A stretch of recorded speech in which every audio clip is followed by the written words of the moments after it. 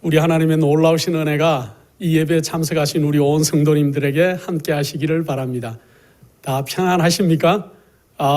요즘은 평안하십니까 하는 인사하기가 쉽지 않은 계절이 된 것 같습니다.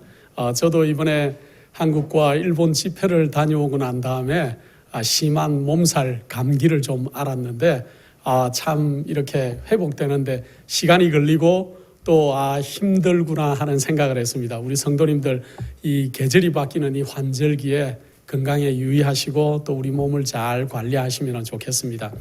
먼저 우리 하나님의 말씀 사도행전 4장 19절 20절에 있는 말씀을 제가 낭독하겠습니다. 베드로와 요한이 대답하여 가로되 하나님 앞에서 너희 말 듣는 것이 하나님 말씀 듣는 것보다 옳은가 판단하라.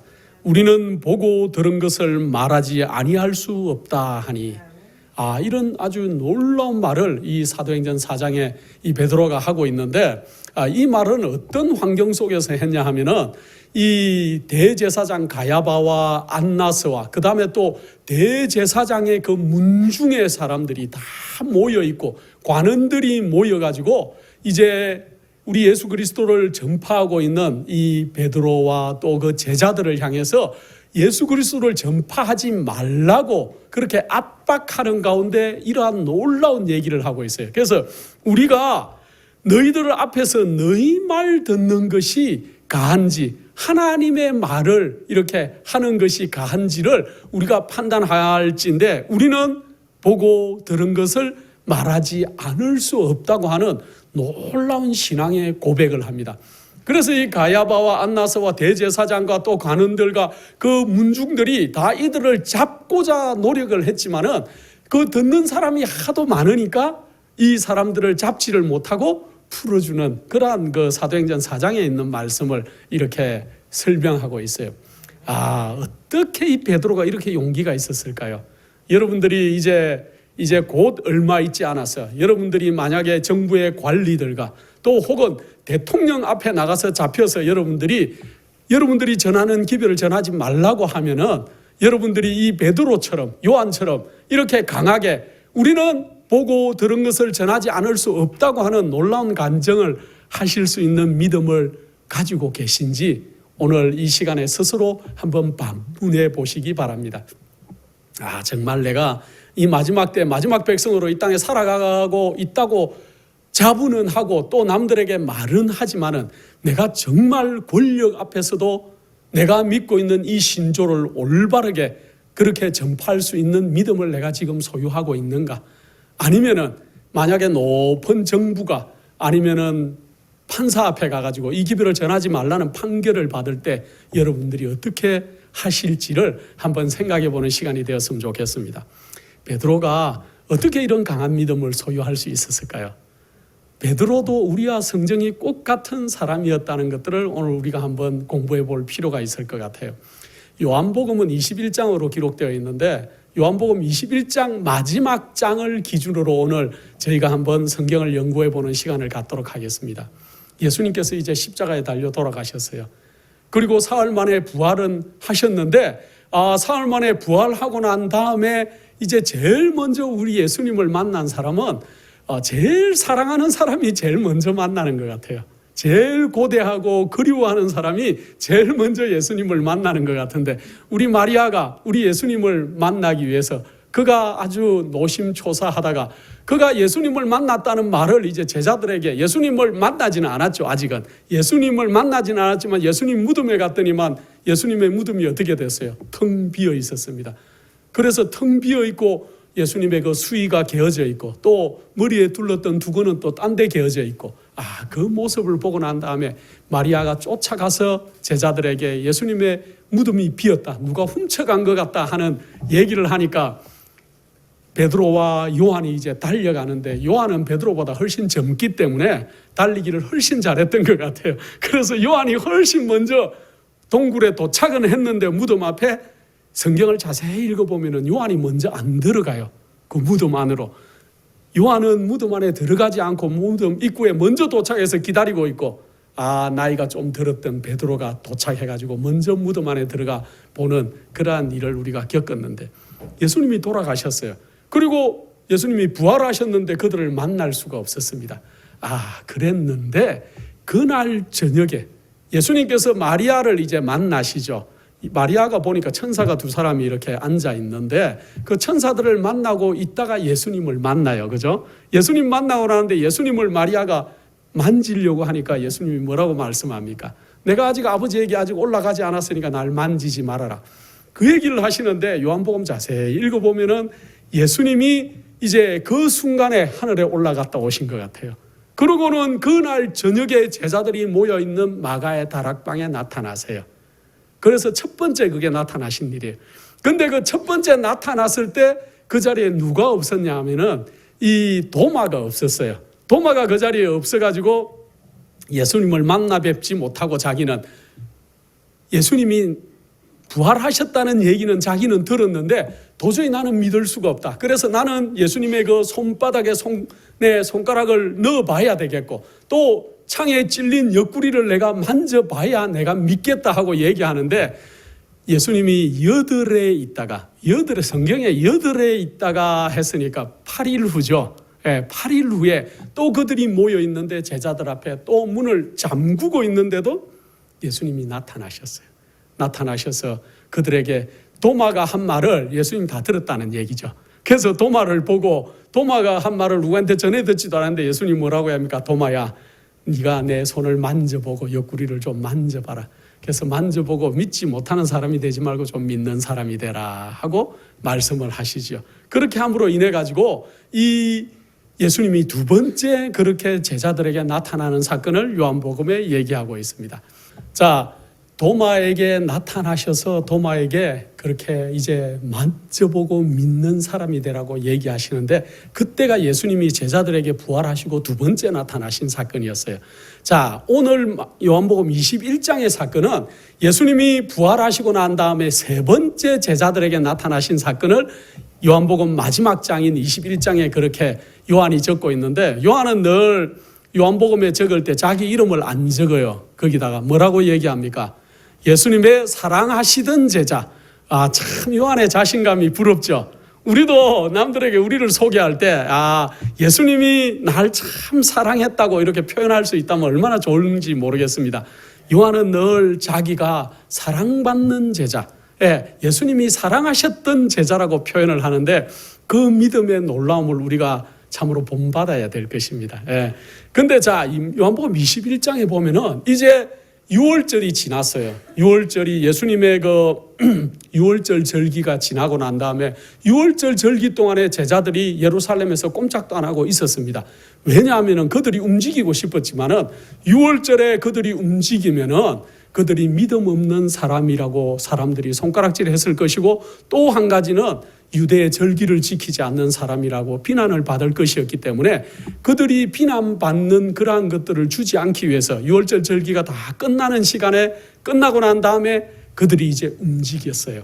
움직이는데 몇 명이 움직였냐 하면 요한복음 21장에 보면 2절에 보면 7명의 제자들이 움직였다 그랬어요. 근데 거기에 이름들이 나와요. 베드로, 그 다음에 그 예수님 그 손에 못자국을 만져보자고 했던 도마, 그 다음에 그 나다나엘, 여러분들 그 무화과 나무 아래서 기도하던 나다나엘 있죠? 나다나엘. 그리고 세베대의 두 아들이니까 누구예요? 야고보하고 요한.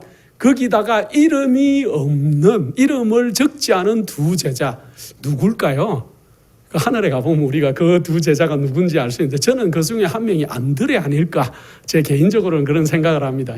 이 베드로의 형제. 그래서 갈릴리 지방에 그 고향을 두고 있던 사람들이 대부분이었어요.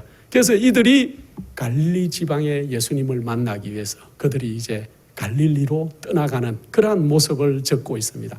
7명이 갈릴리로 가는데 갈릴리로 가보니까 예수님이 주로 복음 활동을 하던 곳이 성경에 보면 3년 동안 거의 갈릴리를 중심으로 갈릴리, 가버나움 그 주변에서 많은 활동을 하셨던 걸 알 수 있어요. 그들이 이제 갈릴리로 이렇게 가보니까 무슨 생각이 났을까요? 우리 주님께서는 십자가에 돌아가셨지만은 우리 주님과 3년 동안 거의 동고동락하던 그 갈릴리 해변에 도착하니까 제일 먼저 뭐가 생각났을까요? 여러분들 같으면은 폭풍우 치던 밤에 갈릴리 바닷가에 자기들이 배를 이렇게 저어가지고 바다를 좀 건너가고 있었는데 태풍이 쳐서 그 심한 태풍 가운데 그들이 고생하고 있을 때 저기서 누가 걸어왔어요? 물 위를 걸어오시던 예수님. 그 예수님을 그들이 기억했습니다. 또 거기서 또 고개를 조금 돌려서 갈릴리 해변 언덕을 쳐다보니까 그 언덕에서 예수님이 어떻게 하셨어요? 5,000명을 떡 5개와 보리떡 5개와 물고기 2마리로 5,000명을 먹이시고 남은 광주리가 12광주리나 되고 그 다음에 또 3,000먹이를 먹인 기억, 또 많은 사람들을 먹인 그러한 그 이적을 베풀었던 그러한 그 갈릴리 언덕이 자기들이 눈에 보였습니다.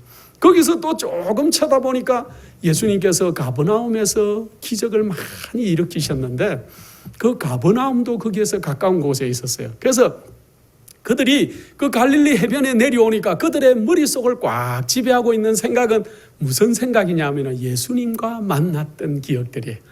우리도 여러분들이 늘 쉬거나 또 혼자 계시거나 하는 시간에 무슨 생각을 하면 좋을까요? 예수님을 만났던 기억들. 내가 처음 주님을 어떻게 만났던가, 또 우리 주님이 나를 어떻게 인도하셨던가, 또 주님의 그 귀한 말씀으로 내가 어떤 은혜를 받았던가를 늘 명상을 하면 참 좋겠습니다. 그들이 낮에 내려왔는데 이제 저녁이 살 되려 그랬어요.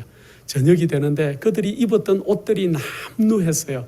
옷들이 다 남루해지고 신발도 다 떨어져 가고 저녁에 먹을 음식도 별로 없고, 그래서 베드로가 어떻게 했냐면은 형제들 우리 그냥 고기 좀 잡으러 가자 오늘 저녁에.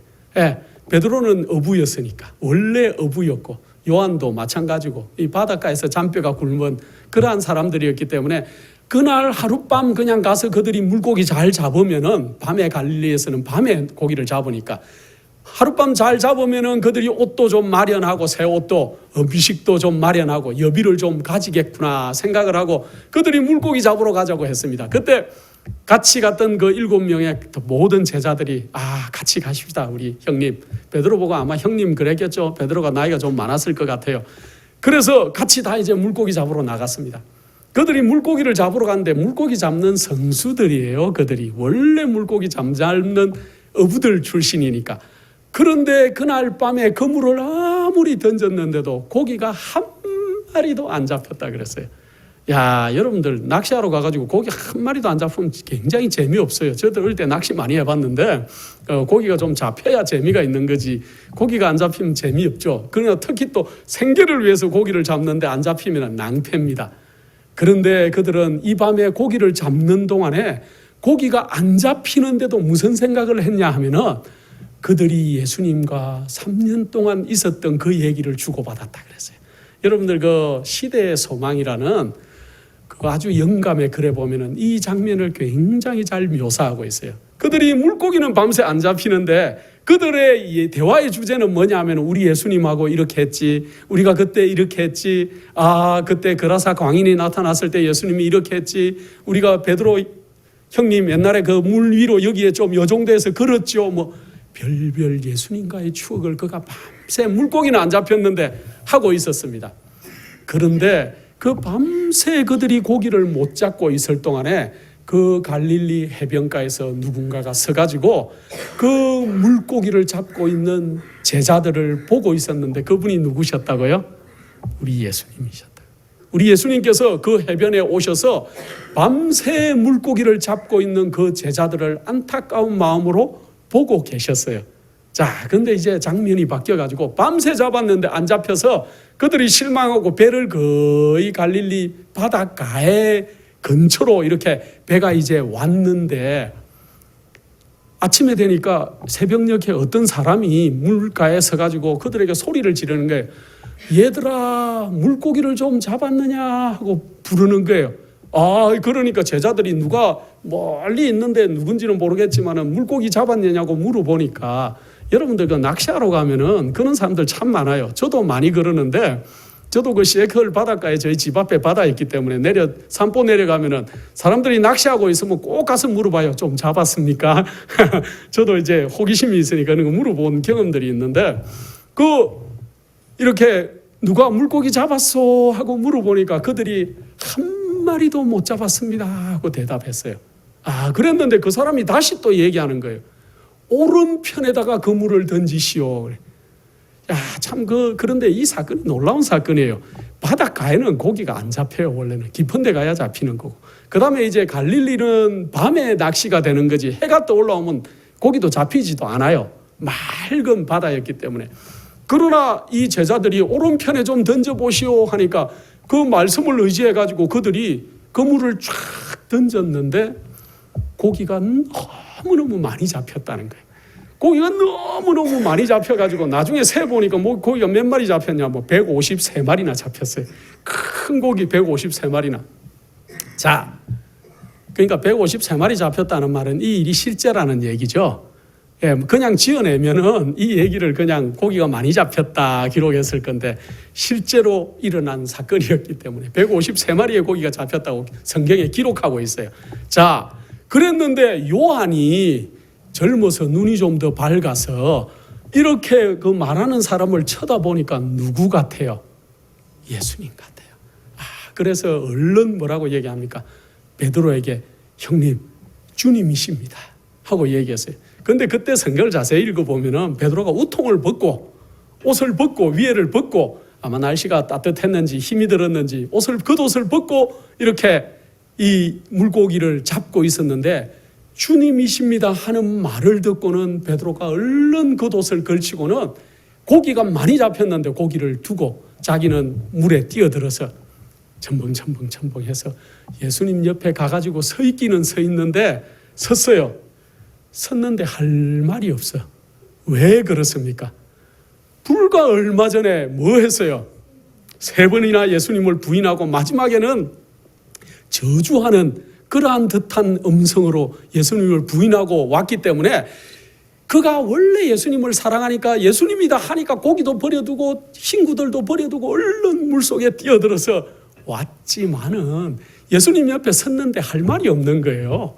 할 말이 없어 우두커니 베드로가 서 있는 장면, 우리가 하늘에 가면은 이런 거 볼 거예요. 하늘에 비디오를 싹 돌려가지고 그 장면을 보면은 베드로의 얼굴 표정이 얼마나 난감했으며 또 얼마나 마음이 싱숭생숭했을지 우리가 하늘에 가면 참 볼 수 있을 것 같은데, 자, 그렇게 하고 있는데 보니까 예수님이 그 해안가에 해변에 모닥불을 키우고 거기다가 떡을 좀 구워 놓으시고 생선도 좀 구워 놓으시고 그렇게 아침을 준비해 놓으셨어요. 자, 그렇게 하고 있는데 예수님이 베드로에게 다시 얘기하는 거예요. 가가지고 지금 잡았는 물고기를 좀 가지고 오너라. 아침을 같이 먹게. 그러니까 베드로가 우두커니 서 있다가 다시 얼른 배로 가가지고 형제들과 함께 이제 해안가로 물고기를 다 끄집어내고 그날 이제 해안가에 모여서 이제 고기를 다 세알려 보니까 몇 마리라고요? 153마리였더라. 요한은 그렇게 기록하고 있어요. 그렇게 하면서 이제 거기에 해안가에 모여서 그들이 이제 아침을 먹는 장면이 나와요. 그때 이제 제자들이 다 보니까 누구예요? 예수님이에요. 정말로 돌아가셨는데 다시 그들 앞에 물론 2번 나타나셨지만은 다시 해안가로 다시 찾아오신 그 예수님을 그들이 만나는 장면을 기록하고 있습니다. 예수님은 개인적으로 베드로를 3번 찾아가신 것 같아요. 단체로 만난 거 말고 개인적으로 베드로를 3번 찾아가셨는데 처음에 다른 제자들은 이렇게 나를 따라오너라 할 때 1번 찾아갔는데 성경을 자세히 읽어보면은 베드로는 2번 찾아갔어요. 예수님이 베드로는 2번 찾아가가지고 그렇게 할 때 베드로가 어떻게 합니까? 우리 주님 앞에 무릎을 꿇고 주님, 저는 죄인입니다. 저를 떠나십시오 하고 얘기하지만은 내가 이제 널 어떻게 하겠다? 사람 낚는 업으로. 그날도 베드로가 그물을 하루 종일 쳤는데 못 잡았는데 예수님이 어떻게 합니까? 다시 깊은 곳에 가서 그물을 던져라 하고 고기를 찢어질 정도로 많이 잡았는 때였어요. 그럴 때 베드로가 이제 우리 주님 앞에 무릎을 꿇고 나에겐 떠나가십시오 하지만은 이제 내가 너를 앞으로 뭘로 쓰겠다? 사람을 낚는 어부가 되게 하겠다 하고 베드로를 픽업하셨어요. 그래서 이제 베드로가 그의 그 배도 버려두고 가족도 버려두고 예수님을 따랐죠. 참 훌륭한 분이에요, 베드로는. 자, 그랬는데 그때 2번 찾아오셨고 개인적으로, 지금 또 개인적으로 찾아오셨어요. 베드로를. 자, 아침 조반을 먹는데 여러분들은 상상을 한번 해보십시오. 그 분위기가 어땠겠어요? 분위기가 화기애애했을까요? 분위기가 좀 어두웠을 것 같아요. 왜? 누구 때문에? 베드로 때문에. 네, 제가 개인적으로 볼 때 베드로 때문에 이게 선뜻 말을 할 수가 없어요. 베드로가 하도 어마어마한 일을 저질러 놨기 때문에 베드로가 어떻게 할 수가 없어요. 그런데 성경에 보면은 참 좋으신 우리 예수님께서 먼저 베드로에게 뭐라고 얘기합니까? 베드로야, 내가 나를 사랑하느냐 하고 얘기해요.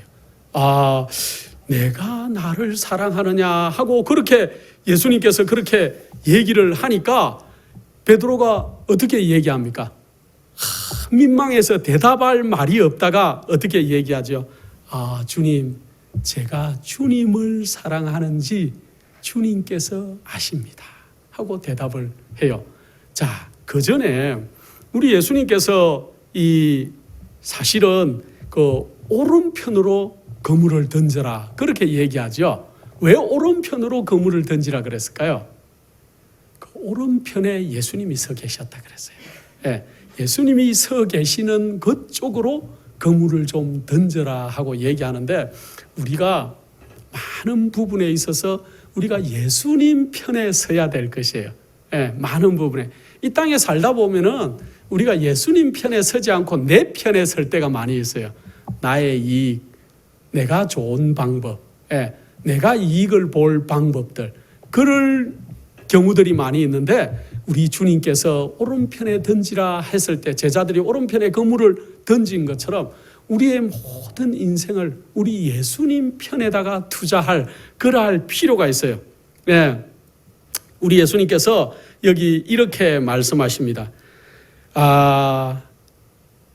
저희는 비록 더 이상 그분과 개인적인 교제를 할 수 없게 되고 그들이 전에 가졌던 직업으로 생계를 유지하는 방법을 잃었다 할지라도 부활하신 구주께서는 역시 그들을 돌보실 것이었다.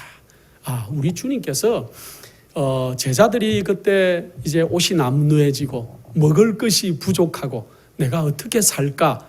그들이 밤새 우리 주님에 대한 기억을 떠올리기는 했지만은 그들의 한편의 마음에 드는 생각은 이제 우리 주님께서 돌아가셨고, 내가 이제 앞으로 어떤 사명을 가지고 내가 어떻게 일을 할까 하는 막막함이 그들 속에 있었다 그랬습니다.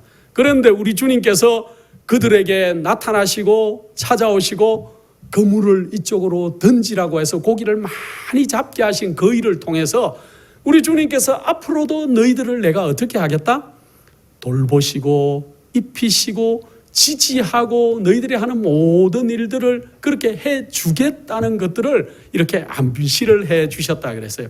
여기 참 중요한 말이 있는데, 저희가 그리스도의 사업을 행하는 동안 예수님께서는 그들에게 필요한 것을 공급해 주실 것이다. 저는 이 얘기를 읽으면서 참 은혜를 많이 받았습니다.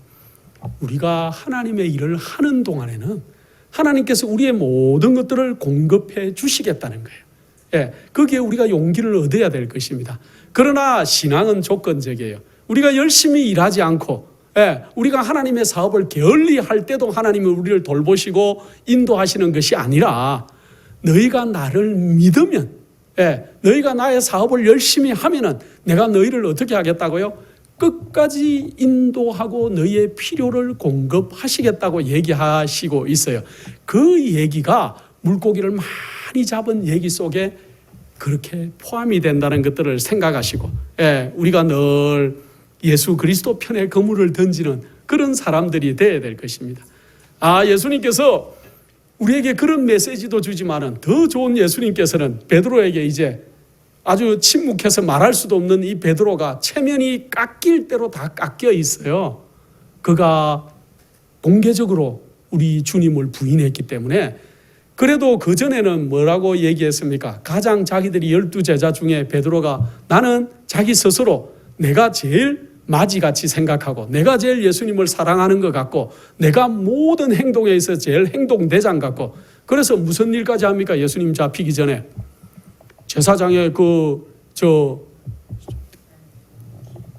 그 종의 길을 갖다 말고의 길을 갖다가 칼을 촥 빼가지고 싹 잘라버리지요. 보통 사람이 그렇게 할 수 있습니까, 여러분들? 그 성경에 있기 때문에 그냥 그렇다 이렇게 하지 마시고, 실제로 여러분들이 아무리 여러분들의 지도자를 좋아하지만은 여러분들의 지도자를 위해서 칼을 싹 빼가지고 상대방의 길을 이렇게 확 자를 정도의 과감성은 보통 사람은 가질 수가 없어요. 베드로는 그런 사람이었어요. 예, 그런 사람이었는데, 그런 사람이 주님 어디로 가든지 나는 주님을 따라갈 것입니다 하고 강하게 남들 앞에서 주장하던 사람이 예수님을 3번을 부인했으니 체면이 코가 그냥 완전히 땅에 떨어질 정도로 체면 다 깎인 베드로 앞에 예수님께서 찾아오셔서 사람들 앞에서 또 질문을 하는 거예요. 제자들 다 있는데 네가 나를 사랑하느냐? 와, 여러분들이라고 상상해 보십시오. 여러분들이 나쁜 일 저질렀는데 여러분들의 그 주인이 찾아와가지고 예수님이 찾아오셔서 네가 나를 사랑하느냐고 사람들 앞에서 질문하면은 참 난처하겠죠. 그럴 때 우리 베드로가 뭐라고 얘기합니까? 주여 그러하외다. 내가 주를 사랑하는 줄 주께서 아시나이다. 예, 성경에 한국말로 표현하니까 주여 그러하외다 뭐 이렇게 참 어려운 말을 써놨지만은 부드럽게 얘기하면은 주님 제가 그렇습니다. 제가 주님 사랑하는 줄 주님께서 아십니다 하고 얼마나 기어 들어가는 소리로 얘기했을까요? 예. 자, 조금 있었어요. 조금인데 예수님이 또 얘기하세요. 요한의 아들 시몬아, 네가 나를 사랑하느냐? 하고 예수님이 또 물어봐요. 와, 2번 물어보면 여러분 어떨까요? 굉장히 곤란하겠죠. 한번 대답했는데 또 물어보니까 그때 또 뭐라고 대답합니까?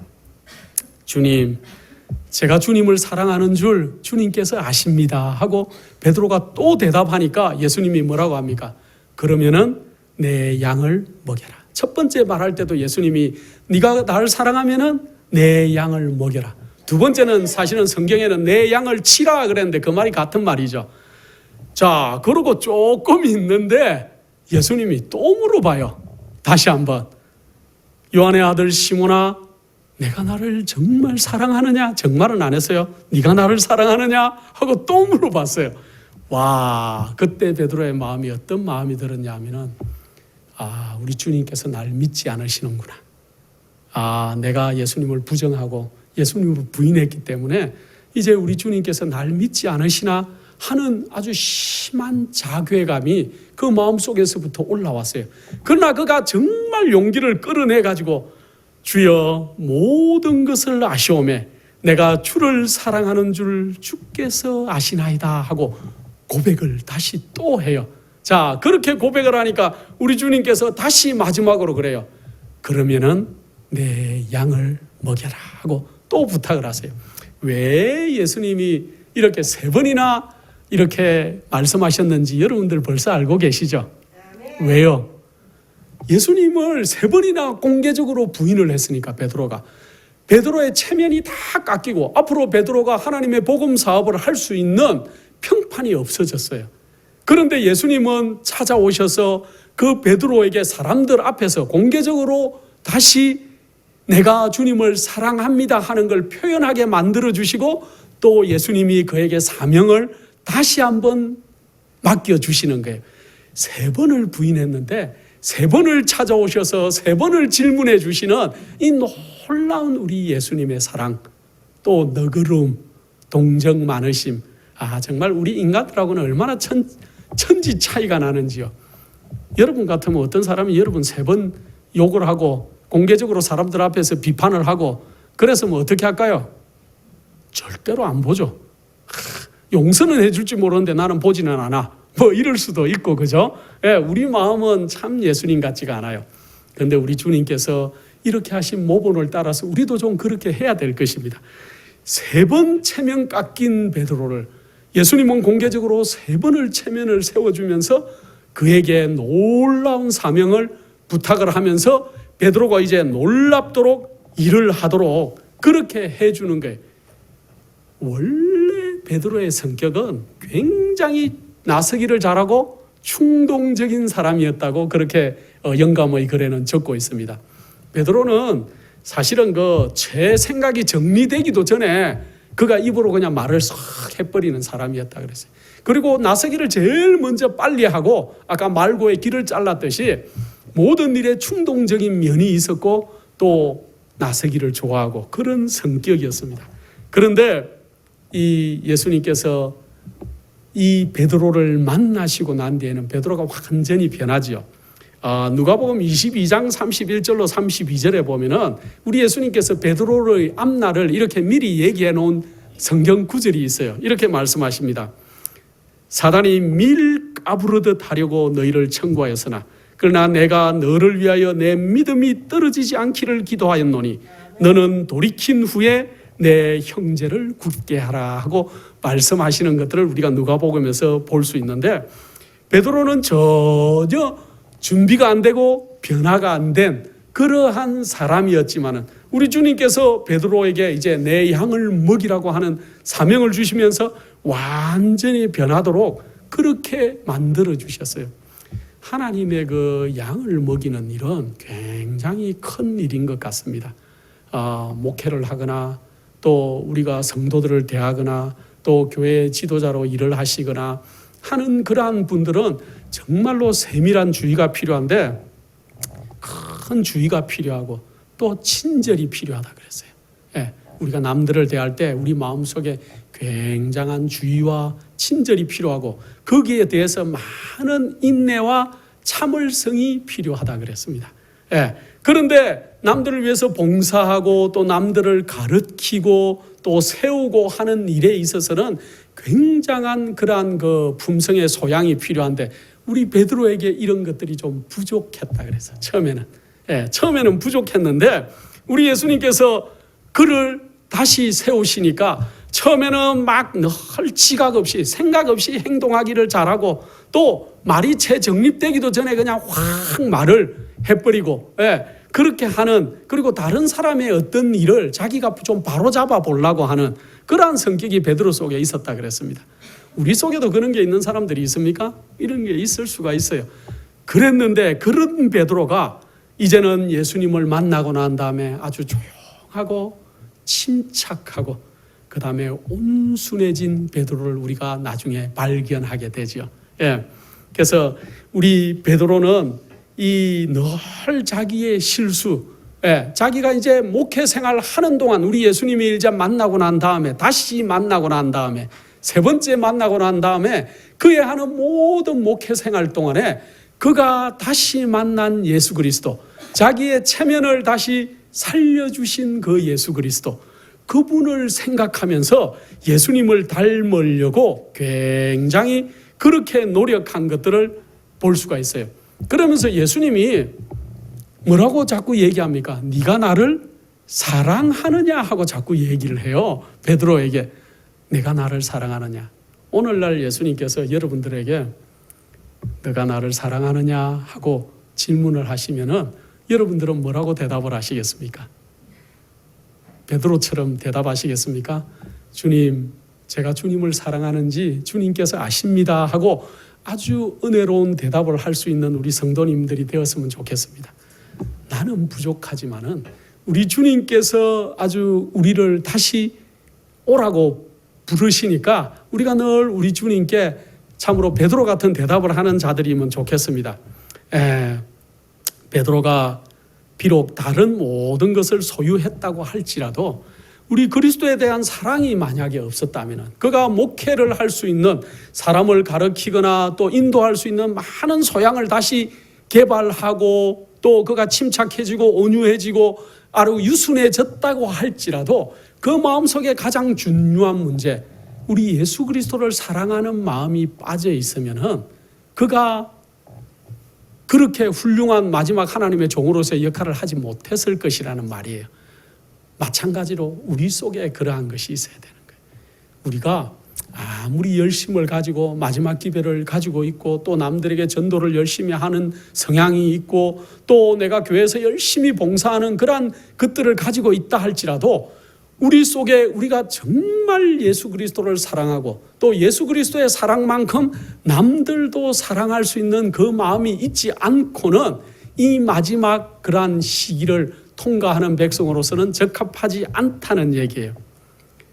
우리 시대의 소망에 아주 귀한 말씀이 있는데 지식과 박의 정신과 달변과 감사하는 마음과 열심히 다 선한 사업에 성공에 도움이 되지만은 마음속에 그리스도의 사랑이 없으면 그리스도 교회 목사로서의 사업은 실패하고 말 것이다 그랬어요. 우리 모두는 직분을 받은 목사님을 뜻하는 게 아니에요. 이거는 우리가 그리스도의 가르침을 남들에게 전하는 사람으로서 또 생활로 전하는 사람으로서 우리 속에 뭐가 가장 중요하다고요? 그리스도의 사랑이 없다면은 우리가 모든 것들을 가지고 있을지언정 그것이 아닐 것이다 하는 얘기를 하고 있어요. 자, 이렇게 다 얘기하시고 난 다음에 성도들 자기 제자들 앞에서 공개적으로 베드로 체면을 다 세워줬어요. 다 세워주고 난 다음에 그 다음 장들을 우리가 잘 몰라요. 그 얘기는 너무 잘 알아요. 베드로야, 네가 나를 사랑하느냐? 예, 제가 사랑합니다. 그럼 네가 내 양을 먹이라. 이 얘기까지는 우리가 잘 아는데 그 뒤에 예수님이 베드로를 어떻게 하셨냐면은 아침 다 먹고 난 뒤에 베드로야 불렀어요. 그래서 베드로하고 둘이 해변가를 산책을 하시는 모습이 나와요. 예, 갈릴리 바닷가니까 해안가를 산책을 좀 싹 하시면서 베드로에게 개인적인 당부를 다시 하는 걸. 그게 공개적으로 이제 체면을 세워준 예수님께서는 다시 또 개인적으로 우리 베드로를 위로해 주세요. 이 장면을 읽고 우리가 요한복음 마지막 챕터를 읽어보면은 얼마나 우리 주님께서는 사랑이 많으시고 배려가 많으시고 좋으신 분인지 모르겠습니다. 여러분들도 마찬가지예요. 우리 주님께서 여러분들을 공개적으로도 살려주지만은 개인적으로 우리 주님께서 여러분들을 찾아오십니까? 찾아오세요. 어떻게 찾아오세요?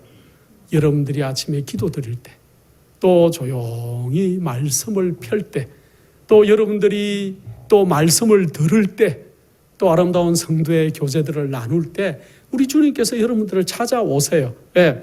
자, 이제 이렇게 베드로하고 같이 걸으시면서 베드로에게 이렇게 말씀하세요. 처음에는 옛날에는 예수님께서 베드로에게 이렇게 얘기해요. 나의 가는 곳에 내가 지금은 따라올 수 없으나 후에는 따라오리라 하고 요한복음 한 13장 정도에 그 얘기를 해주세요. 지금은 너가 내 길을 따라올 수가 없다고 얘기해요. 그럴 때 베드로가 그때 뭐라고 얘기합니까? 주님, 내가 지금은 어찌하여 따를 수 없습니까? 주를 위하여 내가 목숨을 버리겠습니다. 그때는 혈기가 왕성한 베드로가 부인하기 전이니까 자기 자신을 잘 몰랐죠. 내가 목숨을 버려서 주님을 따르겠습니다. 그렇게 얘기했지만은 이제 이 사건이 터지고 나니까 베드로가 잠잠해졌어요. 근데 우리 주님께서는 베드로의 장래가 어떻게 될지 베드로에게 설명을 해줘요. 예, 요한복음 21장 18절에 우리 주님께서는 이렇게 말씀하십니다. 내가 젊어서는 내가 스스로 띠뛰고 원하는 곳으로 다녔거니와 늙어서는 내 팔을 벌리리니 남이 내게 띠띠우고 원치 않은 곳으로 데려가리라. 이게 무슨 말이에요? 젊어서는 네가 마음대로 네 띠뛰고 어디 마음대로 다녔지만 늙어서는 어떻게 하겠다고요? 남이 너를 어떻게 하겠다고 내 팔을 벌리고 띠뛰고 원치 않는 곳으로 데려가겠다. 이게 무슨 말이냐면은 예수님과 똑같이 베드로가 팔을 벌려서 십자가에 달려 순교할 것을 미리 얘기를 해준 것이죠. 실제로 베드로는 나중에 십자가에서 순교를 했는데 전성에 하면은 십자가에 어떻게 달려 돌아갔다고요? 거꾸로 달려서 그렇게 돌아가셨다는 것을 우리가 잘 알고 있습니다. 베드로는 그의 주님을 한 인간으로서 또는 하늘이 보낸 한 교사로서 그분을 사랑해 왔었어요. 처음에는. 이제는 그분을 하나님으로서 사랑하게 되었다 그랬어요. 베드로가 이렇게 예수님이 그를 찾아오셔서 공개적으로 그대 체면을 세워주고 또 개인적으로 걸으면서 아마 어깨 동무를 했는지도 모르겠고 그를 가까이에서 가면서 베드로의 장래에 될 일을 이렇게 얘기를 쫙 해주니까 그 전에까지는 주님을 굉장히 훌륭한 랍비, 선생으로서 한 인간으로서 또 아니면은 하늘이 보낸 한 교사로서 정도로 생각했다고 영감의 글에 기록하고 있어요. 그런데 이제는 베드로가 우리 주님을 어떻게 생각했다고요? 그분을 하나님으로서 사랑하게 되었다. 우리가 여러분들 어떨 때 예수님을 나는 하나님으로 믿습니다. 또 아버지 하나님, 아들 하나님, 성령 하나님을 제가 다 믿습니다 하지만은 어떨 때 요즘은 성령을 부정하는 사람이 얼마나 많은지 모르겠어요, 세상에. 그러나 우리가 삼위 하나님을 존절히 섬기는 백성들이 되어야 될 것입니다. 자, 여기 아주 그가 정말로 훌륭한 자기에게 가장 중요한 공과를 배우고 난 뒤에 그가 이제 마지막 주님의 사업을 할 그의 마음의 준비가 확실하게 개인적으로 되는 그러한 모습을 얘기하고 있어요. 그런데 중요한 것은 예수님이 이렇게 얘기해요. 네가 나를 어떻게 하라고? 따라오라고 얘기해요. 자꾸 예수님은 베드로에게 네가 나를 따라오라 그래. 그 전에 베드로는 어떻게 했어요? 예수님 앞서서 나가기를 원했어요. 어떤 일이든지 자기가 예수님 앞에서 해결을 하고 싶어 했고 말고가 오면 기도 자르고 어떤 일에 있으면 앞으로 나가고 하는 그러한 성향을 가지고 있었지만 예수님은 베드로야 네가 나를 따라오기를 원한다. 따라와라. 이 여기에는 많은 것들이 함축되어 있어요. 우리가 하나님의 사업을 할 때 또 하나님의 마지막 복음을 간수하고 있을 때 우리가 늘 하나님 앞서서 가려는 욕구들이 생겨요. 내가 뭔가를 좀 해야 하나님의 영광을 받으시는 것 같고 또 어떤 하나님의 사업이 잘 될 것 같은 욕구들을 가지고 있지만은 사람이 모든 일을 그렇게 계획하지만은 그 일을 인도하시는 분은 여호와 하나님인 줄을 우리가 알아가야 될 것이. 그래서 베드로가 우리 주님께서 따라오라고 할 때 잠잠히 주님을 따르는 방법을 배웠듯이 우리도 주님을 따라가는 방법을 배우는 마지막 백성이 되어야 될 것입니다. 우리 여러분들의 신앙의 모든 인생 속에 어떻게 주님을 따라갈까요? 말씀을 읽어야 돼요. 예. 옛날처럼 우리 주님께서 실제로 나타나셔서 그렇게 말씀해 주시질 않으세요. 말씀 속에서 말씀하세요. 여러분들이 열심히 말씀을 읽으시고 기도하시고 또 말씀을 들으시고 그렇게 할 때 주님께서 여러분들이 어떻게 주님을 따라올 방법들을 얘기해 주고 계세요. 자, 요한복음 이제 거의 마지막 절에 가면은 재밌는 얘기가 나와요. 베드로가 이제 이렇게 다 회복이 다 됐어요. 다 됐는데 옛날 성경이 또 잠깐 살짝 나와요. 어떤 얘기가 나오냐면 자기하고 예수님하고 같이 걸어가고 있는데 그 뒤에 누가 따라오고 있었을까요? 제자들 7명 중에 누가 따라왔을 것 같아요? 예수님의 사랑하시는 제자하고 자기 스스로 자꾸 그 얘기하는 젊은 요한이 예수님하고 형님하고 저기 무슨 얘기를 하며 걸어갈까 또 궁금해가지고 뒤에서 따라가고 있었어요. 베드로가 돌아보니까 요한이 따라오고 있어요. 요한이 따라오고 있으니까 갑자기 이렇게 잘 이제 셋업이 잘 됐는 이 베드로가 마음속에 갑자기 옛날 생각이 또 싹 나는 거예요. 주님, 저는 그러면 십자가에 그렇게 달리고 또 하나님의 일을 또 이렇게 할 건데 그러면 내 아우저 요한은 어떻게 될까요? 하고 질문을 해요. 그때 참 우리하고 닮았죠, 베드로가. 그래서 감사합니다. 그런 베드로가 나중에 놀랍게 변하니까 우리도 희망이 있습니까? 희망이 있어요. 자, 그러니까 예수님께서 뭐라고 얘기합니까? 내가 올 때까지 그를 머물게 하고자 할지라도 내게 무슨 상관이 있느냐? 너는 나를 따르라. 니하고 요한이 뭐 어떻게 되든지 네가 무슨 상관이 있느냐 하고 얘기해요. 쉽게 말하면 남 일에 신경 쓰지 말라는 거예요. 예수님이 요한복음 마지막을 끝내면서 아주 중요한 교훈을 얘기해 주고 있어요. 다른 사람에게 위탁된 일에 대해서 쓸데없이 걱정하지 말고 그리스도를 따르는 것이 모든 사람의 의무다 그랬어요. 여러분들 우리는 나보다는 남을 더 신경 쓰는 경향들이 있습니까? 그런 경향들이 있어요. 알게 모르게 조금씩. 그래서 시대 소망에 이렇게 얘기해 놨습니다.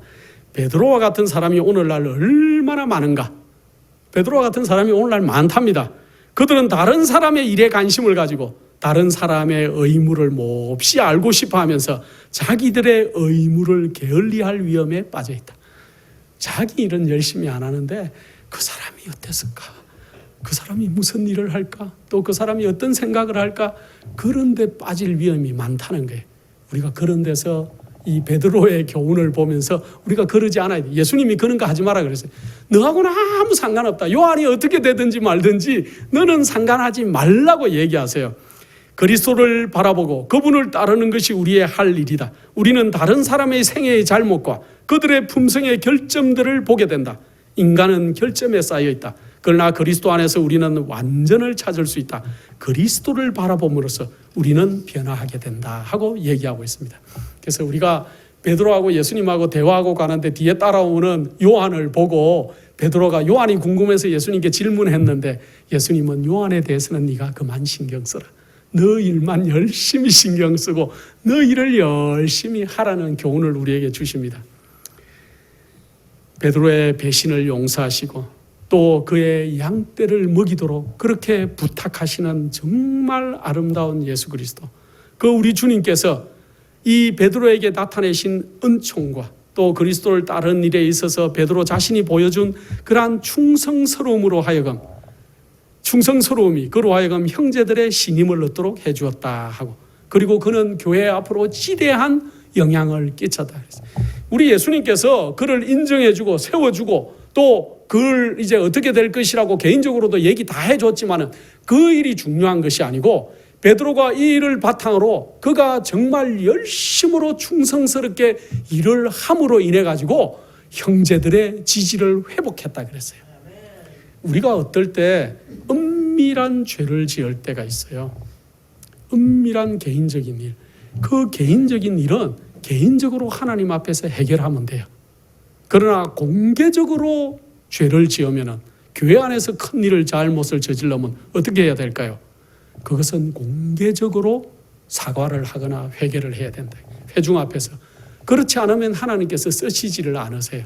예. 그래서 영감의 글에 그렇게 기록해놨습니다. 개인적인 일은 하나님 앞에 개인적으로 회개할 것이지만 공개적인 일은 공개적으로 회개해야 되는데 베드로가 공개적으로 예수님을 부인했기 때문에 공개적으로 예수님께서 사람들 앞에서 베드로의 체면을 완전히 다시 살려주는 그 일을 통해서 오늘날 우리도 그렇게 이 교훈을 얻어야 될 것입니다.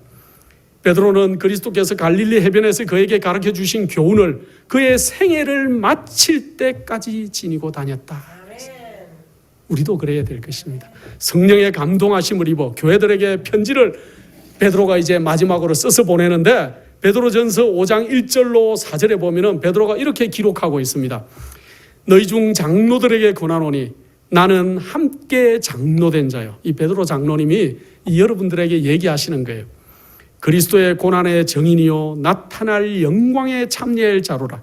너희 중에 있는 하나님의 양무리를 치되 부득이함으로 하지 말고 오직 하나님의 뜻을 쫓아 자원함으로 하며 더러운 일을 위하여 하지 말고 오직 즐거운 뜻으로 하며 맡기운 자들에게 주장하는 자세로 하지 말고 오직 양무리의 본이 되라.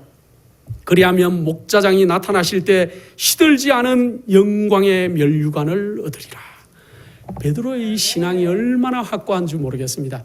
자기가 이제 영적 지도자들 또 앞으로 교회 마지막 기별을 가지고 있는 자들에게 마지막 당부하면서 내가 그렇게 느낀 그 느낌을 이렇게 얘기하는데 부득이함으로 하지 말고 어떤 이익을 위해서 그렇게 하지 말고 어떻게 하라고요? 하나님의 즐거운 뜻으로 맡기운 자들에게 충성스럽게 일을 하라는 얘기를 하고 있습니다.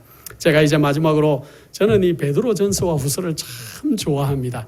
베드로의 그 깊이 있는 신앙 그리고 담백한 예수 그리스도의 증거가 얼마나 좋은지 모르겠습니다. 그래서 여러분들에게 베드로전서 후서를 자주 읽으시기를 권합니다. 몇 장 되지가 않아요. 베드로 후서 3장 8절로 13절에 제가 마지막으로 이 말씀을 읽고 마치겠습니다. 사랑하는 자들아 죽게는 하루가 천년 같고 천년이 하루 같은 이 한 가지를 잊지 말라. 주의 약속은 어떤 이에 더디다고 생각하는 것 같이 더딘 것이 아니라 오직 너희를 대하여 오래 참으사 아무도 멸망치 않고 다 회개하기에 이르기를 원하시느니라. 그러나 주의 날이 도적같이 오리니 그 날에는 하늘이 큰 소리로 떠나가고 체질이 뜨거운 불에 풀어지고 땅과 그 중에 있는 모든 일이 드러나리로다. 이 모든 일이 이렇게 풀어지리니 너희가 어떠한 사람이 되어야 마땅하뇨. 거룩한 행실과 경건함으로 하나님의 날이 임하기를 바라보고 간절히 사모하라. 그날에 하늘이 불에 타서 풀어지고 체질이 뜨거운 불에 녹아지려니와 우리는 그의 약속대로 의에 거하는 바 새 하늘과 새 땅을 바라보도다 하고 베드로 선생님이 얘기하고 있습니다. 이러한 믿음의 확신, 이러한 믿음의 확신을 가질 수 있었던 가장 근본적인 원인은 그를 개인적으로 찾아오시고 그의 체면을 살려주시고 그를 개인적으로 또 살려주신 그 놀라운 주님을 만난 베드로가 변화되었기 때문에 그렇지요. 오늘날 마지막을 사는 여러분과 제가 이 베드로처럼 개인적으로 주님을 만나시고 변화되시고 이제 얼마 남지 않은 이 땅의 생활에서 승리하시는 성도님들이 다 되시기를 간절한 마음으로 축원합니다. 기도하겠습니다. 거룩하시고 은혜가 풍성하신 아버지 하나님, 베드로를 살리시고 베드로를 인도하신 놀라우신 손길이 오늘날 저희를 살리시고 저희를 인도하여 주셔서 우리도 베드로같이 주님을 따르기를 원하오니 저희를 인도하여 주시옵소서. 아버지, 우리가 변하기를 원하오니 우리를 변화시켜 주시옵소서. 우리에게 정한 마음을 창조하여 주셔서 우리 주님을 위해서 이 땅에서 참으로 아름다운 정글을 하는 믿음의 백성으로 남아있을 수 있도록 도와주시옵기를 사랑 많으신 예수님의 이름으로 기도드립니다.